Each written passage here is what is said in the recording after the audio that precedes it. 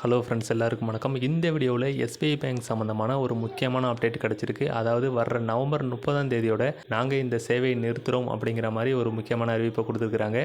SBI bank இந்த சேவை எதுக்காக நிறுத்துகிறாங்க, ஏன் நிறுத்துகிறாங்க அப்படின்னு தெரிஞ்சுக்கிறதுக்கு முன்னாடி நம்மளோட சேனலை மறக்காமல் சப்ஸ்கிரைப் பண்ணுவீங்க. அப்போ தான் இந்த மாதிரியான யூஸ்ஃபுல்லான விஷயங்களை எல்லாம் தெரிஞ்சுக்க முடியும்.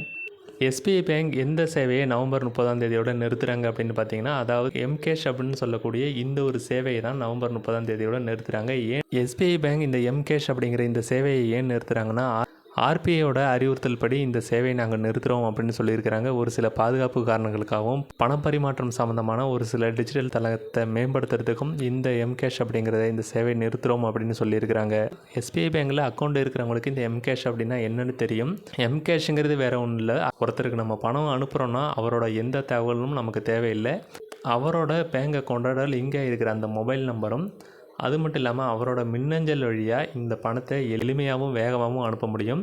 இந்த சேவை நிறுத்தினாலும் இது எஸ்பிஐ பேங்க், ஐஎம்பிஎஸ், அது மட்டும் இல்லாமல் பீம், யூபிஐ இதெல்லாம் இருக்கும். இது மூலமாக நீங்கள் பணத்தை டிரான்சாக்ஷன் பண்ணிக்க முடியும் அப்படிங்கிற மாதிரி சொல்லியிருக்கிறாங்க. எஸ்பிஐ பேங்கோட எம்கேஷ் அப்படிங்கிற இந்த சேவையை நீங்கள் பயன்படுத்தியிருந்தீங்கன்னா மறக்காமல் அதை கமெண்டில் சொல்லிவிட்டு, இந்த இன்ஃபர்மேஷன் யூஸ்ஃபுல்லாக இருந்துன்னு வச்சிங்கன்னா வீடியோவை ஷேர் பண்ணிவிட்டு நம்மளோட சேனலையும் சப்ஸ்கிரைப் பண்ணிவிடுங்க.